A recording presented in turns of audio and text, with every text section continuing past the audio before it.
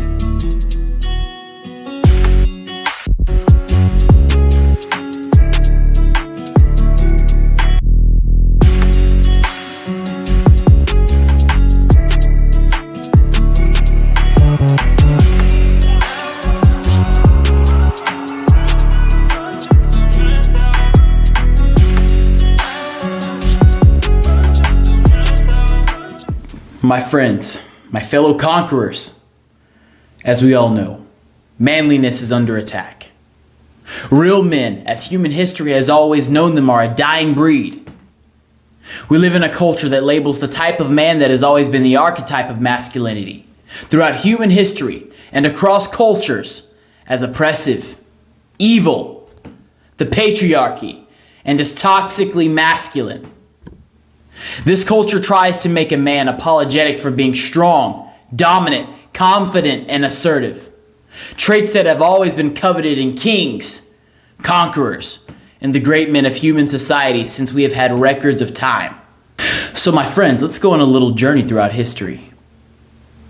Let us see what it has meant throughout time to be a man. If you look back through the annals of time, every culture has had stories, legends, epics, and religious texts that have honored men with the following qualities. The qualities of strength, honor, bravery, prowess in battle, defiance in the face of tyranny, steadfastness on morality, mental resilience, leadership, being a provider for a family, dominance, virulence, and sexual prowess. These have been the traits that have always been admired and always been desired in men since the dawn of time.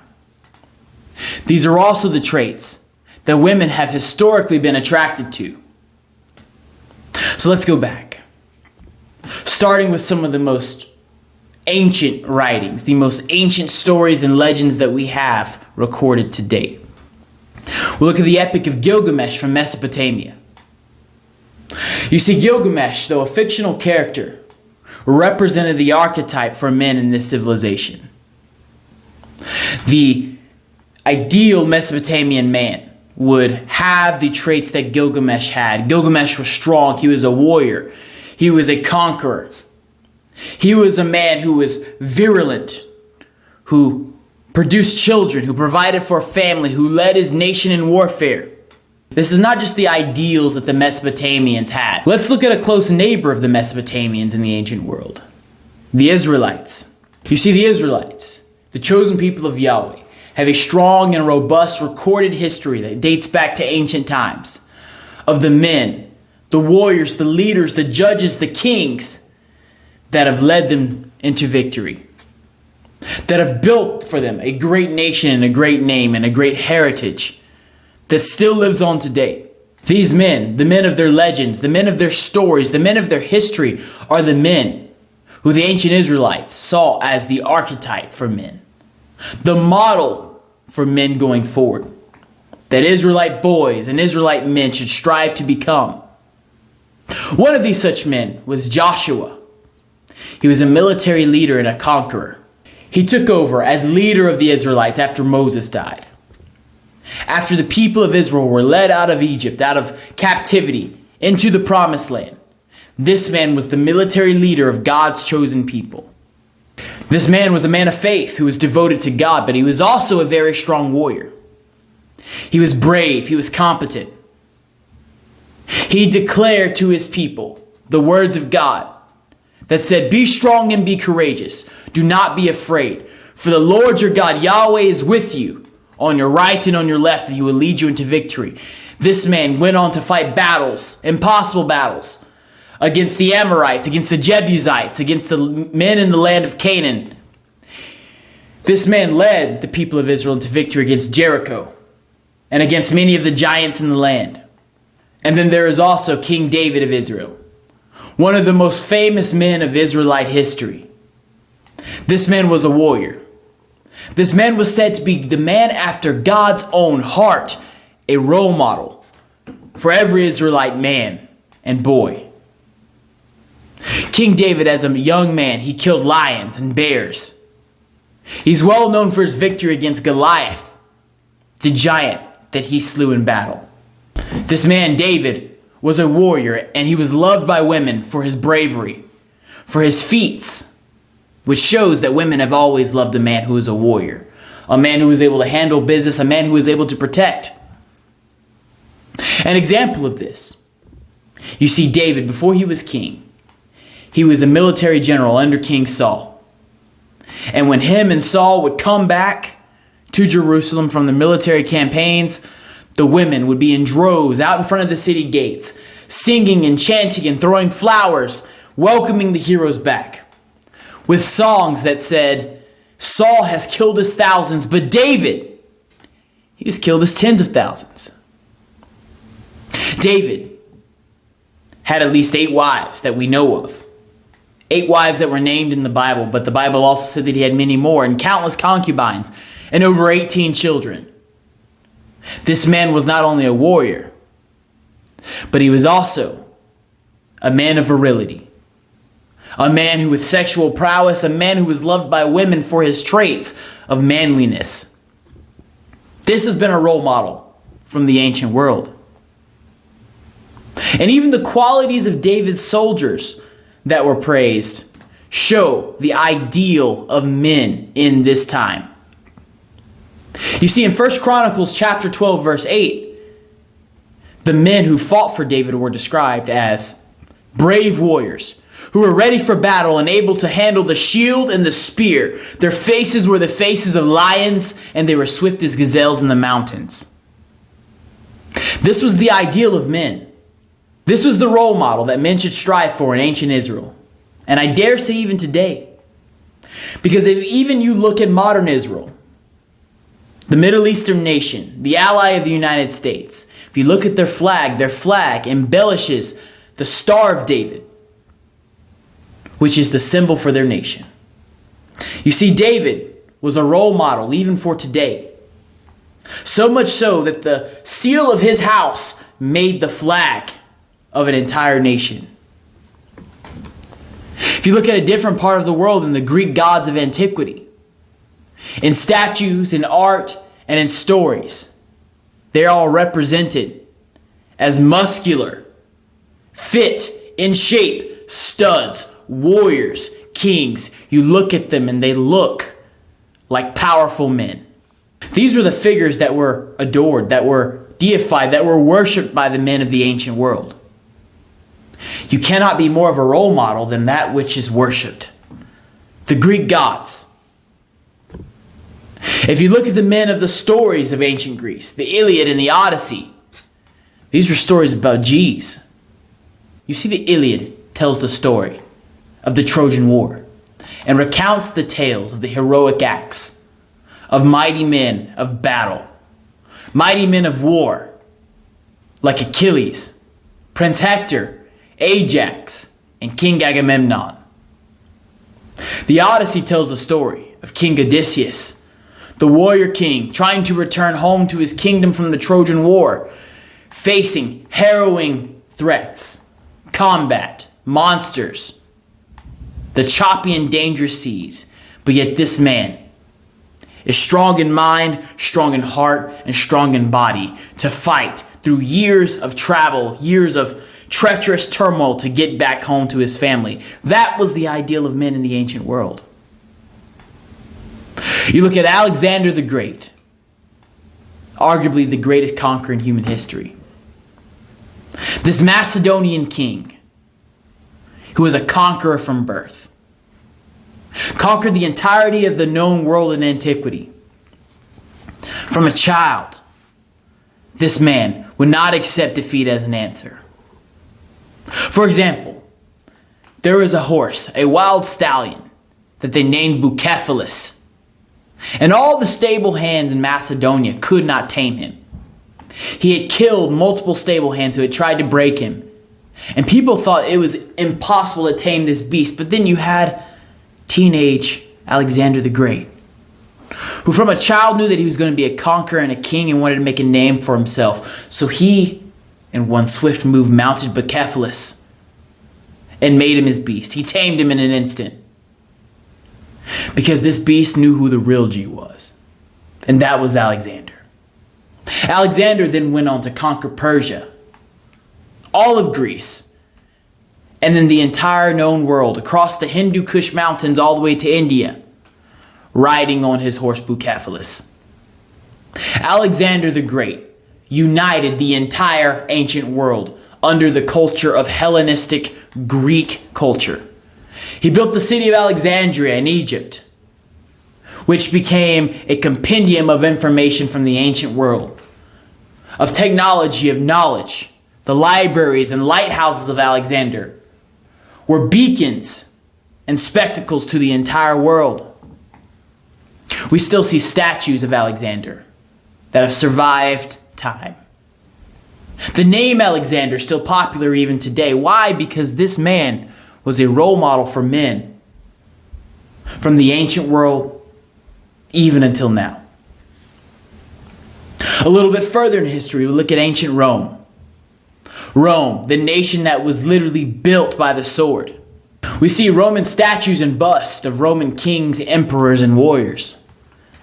And they all glorify the chiseled physique, the body of a dangerous man.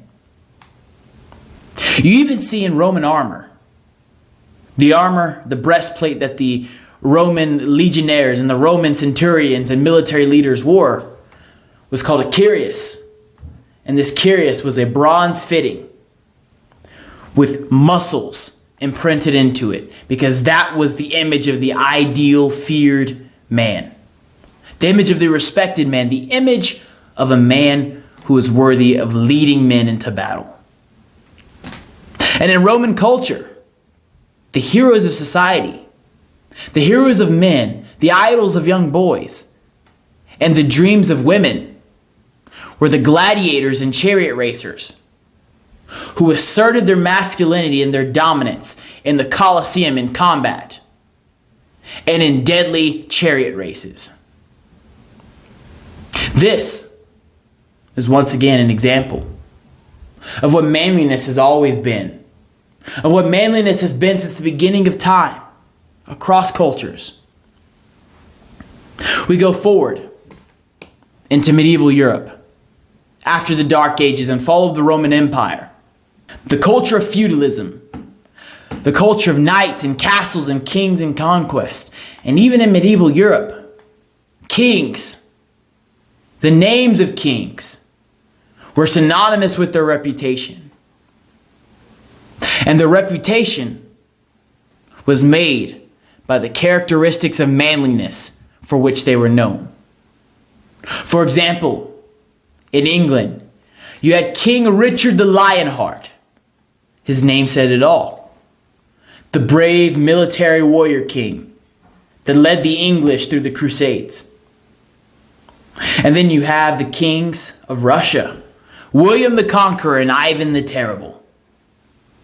Men that are known for their ability to conquer, for their ability to be iron-fisted and dominant in combat. Names that imply power, that imply bravery, that imply strength. And even in medieval European culture, The love of women, the love of princesses, the love of duchesses was won at the point of sword and lance in tournaments. You see, knights from all around the kingdom would come and compete for the hand in marriage of the beautiful princess or the duchess.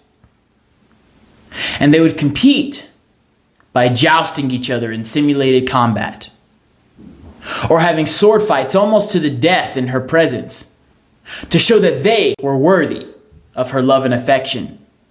That by their strength, by their prowess in battle, they were demonstrating that they can be protectors and providers, what men have always needed to be. Because strength, power, chivalry, bravery, combat prowess, and the ability to provide safety were always traits that were desired in men. Always traits that have garnered the attention and the affection of women. You look at the stories of medieval Europe, the legends that they had passed down through generations, the stories of heroes that young medieval boys aspired to emulate, stories with characters like Beowulf and the Anglo-Saxon King Arthur. These were conquerors, these were warriors, these were men of battle, men of bravery, men of strength, men.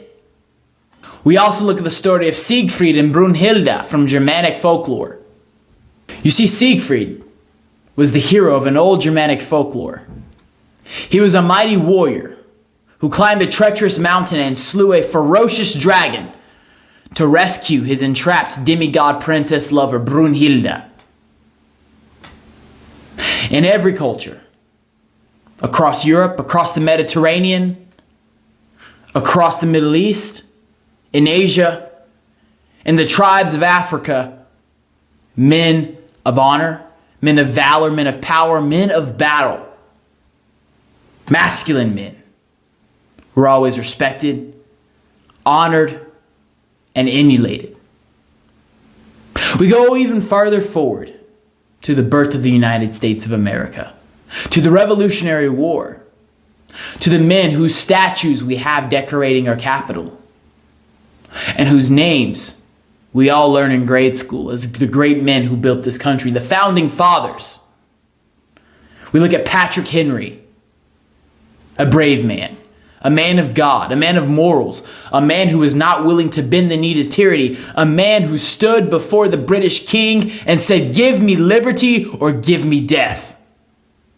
We look at General Washington of the Continental Army, who also went on to become the first president of the United States. This man was willing to face the army of the British Empire, who it was thought to be undefeatable.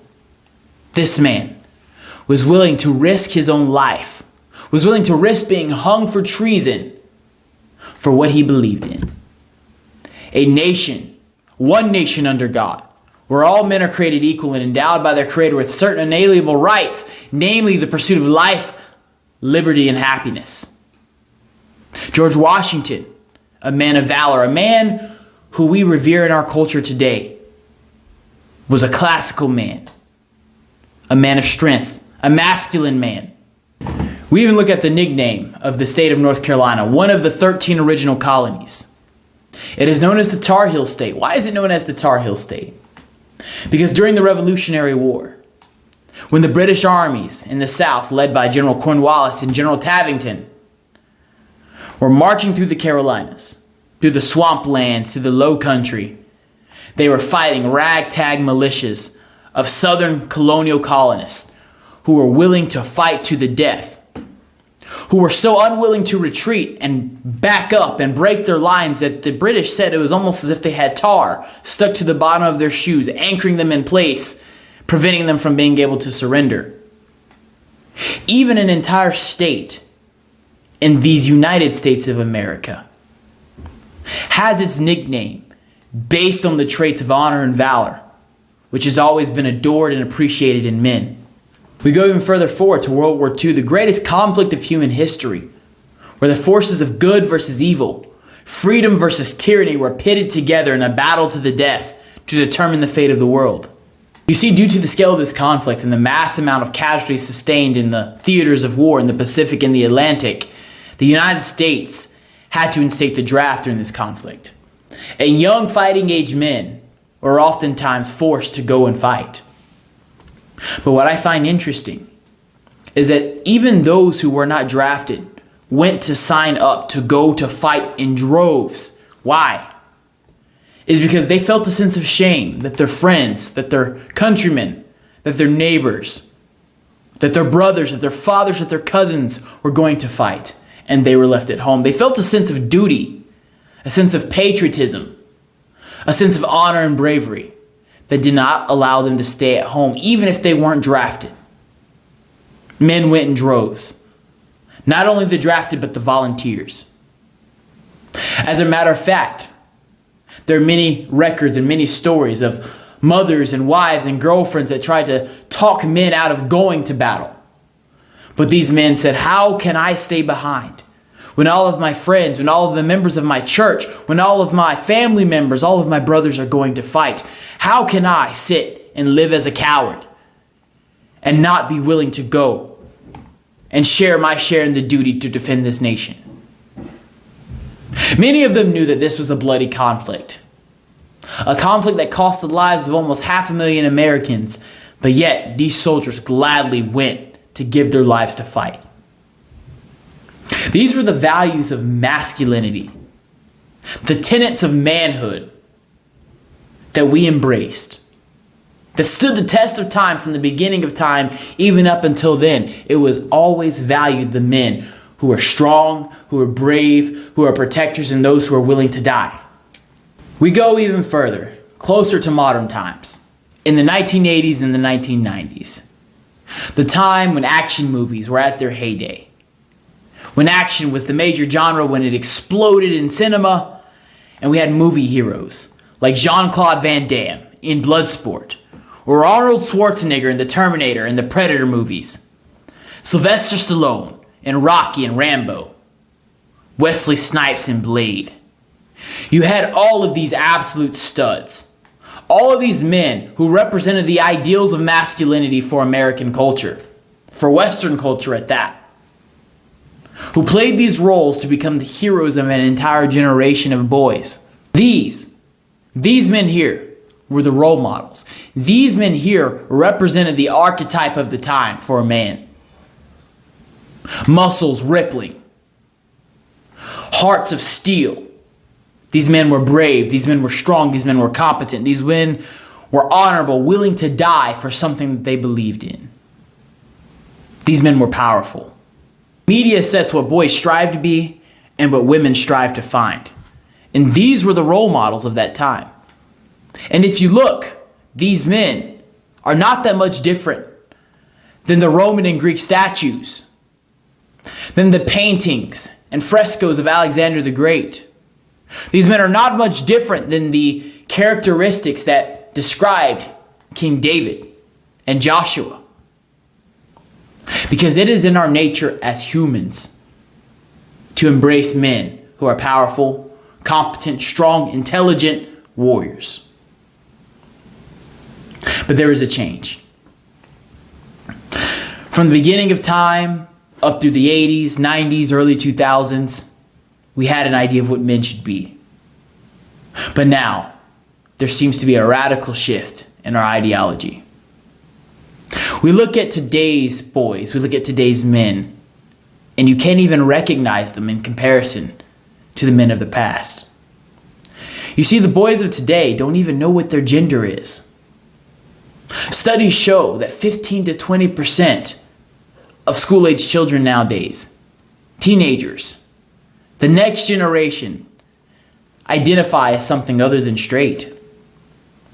We live in a generation of mental weakness, where everyone wants to talk about how they're traumatized, how they're hurt, how, they just can't face the trauma, how there's mental illness, how mental health awareness is necessary, and it's trauma over little simple things. When for the majority of human history, life has been hard. For the majority of human history, you had to stand in lines with swords and spears and shields and fight for every single thing that you had. Else your village and your people would be taken over and enslaved by a stronger group of people who are more competent at fighting. These men did not complain of trauma. For the majority of human history, famines and disease and pestilence could wipe out an entire generation. But yet you don't see in writings people of these times complaining about trauma, about mental health awareness. We see a generation of children that are obese, that are soft, that are out of shape, that don't even know what to do when they're outside because they don't have a screen or a tablet in front of them. We see men that have grown up, men that have come of age in the past 10 years that reflect these similar trends. We see a trend where soft, woke, and metrosexual has replaced the image of Alexander the Great, of Rambo, of Siegfried. You see even in our military fighting force, in boot camp, when our recruits are under an immense amount of stress, they get a stress card that they can hold up over their heads and say, you know what, I've had too much. This is too much for me. I need a timeout. And they are given an allotted amount of time for mental health recovery. Do you think that the Spartans at Thermopylae, the 300 brave men who stood against the sea of Persian soldiers, could hold up a stress card and say, wait, I can't do this right now? Or do they stand fast and die for what they believed? Do you think Alexander the Great, as he marched across Persia, conquering his enemies, do you think he had the idea of holding up his stress card? No, he was a king who fought on the front lines of battle with his men. Do you think the men, the American, brave men, the greatest generation, who stormed the beaches of Normandy, jumped out of boats onto a beach, facing a wall of machine gun and mortar fire, facing likely death, do you think they held up stress cards and said, I can't take this? Or did they submit their feelings and their fear to their purpose and their cause? Did they choose to find heart and bravery inside of them and achieve the goal at hand? You see, men have become weak.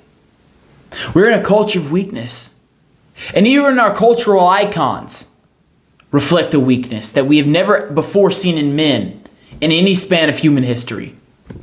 For example, pop icon Harry Styles is known to wear a dress out in public.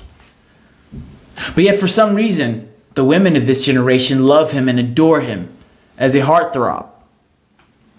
Even the heroes and the comic book characters that used to be popular, that used to be manly, that used to inspire boys to be strong, back in the 1900s, have become weak, have become woke, have become progressive, have become metrosexual and sissified. Look at the difference in the new Spider-Man versus the ones from prior. He's more soft, he's more rounded, he's more woke. He's a scrawny little kid who is sensitive and has feelings and emotions and is in touch with his mental health. He's not the hero that we knew before. He's not the warrior, the crime fighter, the icon, the symbol of justice and freedom the young boys used to strive to be. As a matter of fact, if you have a message like this, if you even stand up for traditional masculinity and masculine values and a masculine identity, you get canceled, you get scrutinized, you get deemed as toxically masculine and misogynist. What has happened? What is the difference between now and the 6,000 years of human history before that? There is a reason. There are powers that be that want us slave-minded and weak so that we can be controlled and enslaved. Some people call this the Illuminati. Some people call this the New World Order, the Matrix. Whatever you want to call it, it is real. There are governmental powers that seek for world domination. They even say themselves in their own advertisement campaigns that they want us to have nothing and be happy. They want a one world government and a one world currency in which we are all slaves of their systems, in which we are all eating bugs while the ruling elite make all of the decisions for us. They want a world where we have no say and they control everything. And here's the problem with masculinity. Dangerous men have always resisted tyranny. You see, since the beginning of human history, the only people that didn't want men to be dangerous, that didn't want men to be strong, were those who sought to oppress. Because people like Adolf Hitler, Benito Mussolini, Edward the Longshanks. All of these men, all of these tyrants from history met their end at the hands of dangerous, masculine men who believed in a cause and were willing to die for it and gave everything. They fought, they bled, they sweated, and they achieved freedom. That is why the Matrix has programmed our society to make men who believe in the traditional values of strength, independence, dominance, leadership, power, traditional masculine values that have been valued and held by civilization since the beginning of time. That is why the Matrix has culturally programmed our society to call these men part of the patriarchy, evil, oppressive, racist, misogynist, any ist you want to call it. It is on purpose. It is to systematically make men weak. It is to introduce this idea of feminism, which is not pro-feminine at all. Because the best thing for women and the best thing for families are strong men who are protectors and providers. But they've pushed this idea of feminism that tells women, I don't need a man. And to not respect men who are masculine and who are strong. Why? Because they want the population controlled. They say that there's too many of us. They say this outright. And this is one of their methods of reducing our population by dividing men and women. Making women less attracted to men because men are not in their natural, God-given state of masculinity. And when children are created, these families don't stay together. Because this feminist narrative of female independence encourages women to get rid of men because they don't need them. And it also encourages men to not be masculine, to not be strong, to not be a father figure, a protector and provider in the house. And so now we have generation upon generation of children who are now coming up weak and slave-minded. We have a generation of young boys who are being raised in single mother households to become weak. Young boys who are raised without strong masculine father figures, without strong masculine role models, even in the media. They no longer have the Jean-Claude Van Dammes, the Karate Kids, the masculine Power Rangers who are fighting evil, the Rambos to look up to. They no longer have these things. Their role models are the Harry Styles, are the new woke Spider-Man. It's on purpose. It's a tactic of those powers that be to make us weak. And not only that, the enemies of America, China, for example, they are making us weak. They're programming our culture to prepare themselves for war. While in their culture, they are indoctrinating themselves to be strong, to be tough, to be warriors. They're pushing things into our society like TikTok, which is woke indoctrination, to make us soft, to make us sissies. As a matter of fact, in China, they don't even allow the American version of TikTok in their own country. Why? Because they say that it's indoctrinating their men to be weak. They don't allow American TV and media because they say that it's indoctrinating their men to be sissies, and they want to raise a generation of war fighters to dethrone America as the world superpower. You see, the Chinese, actually, if you look into it, they're buying up American military academies and changing the curriculum. Changing the curriculum of structure and discipline and a mindset of warfare to inclusivity, wokeness, and sensitivity. You know, the Chinese government is funding American media, American radio, American movies, because they are engaged in a long-term strategy to weaken America. You know, China could not beat us in an outright ground conflict 20 years ago. We were too militarily strong. We had a defiant and independent culture of strong, dangerous men, against which they could not stand. So instead, they decided to employ the strategies of Sun Tzu in his book, The Art of War, which says, sweat more in peace so that you can bleed less in war. So now the Chinese are sweating a lot to weaken us culturally, to play the long-term game of diluting out the strength of our generations. And then when we are all weak and when we are all sissies a couple generations in the future, that's when they can make their move towards world domination. This is something we must resist. And as men, I am telling you to stand up and be men. To resist the slave mind. In today's generation, in today's culture, where every man around you for the most part is weak, is a sissy, you can be vastly superior to your peers by embracing the traditional values of the men of the past, by embracing the values of masculinity that have been held on to since the beginning of human history, by deciding in your mind to be your own version of Alexander the Great. Men, I am encouraging you to resist the slave mind. Resist the indoctrination. Ignore the cries of toxic masculinity and misogyny that you may get for being the man that you are called to be. Become your own 1980s action hero. Become your own Stallone, your own Schwarzenegger, your own Jean-Claude Van Damme, and encourage your friends, your brothers, your family to do the same. You see, we're in a crisis of masculinity, and it is up to you to change the course of the future. Now go forth and conquer, my friends. The world is yours.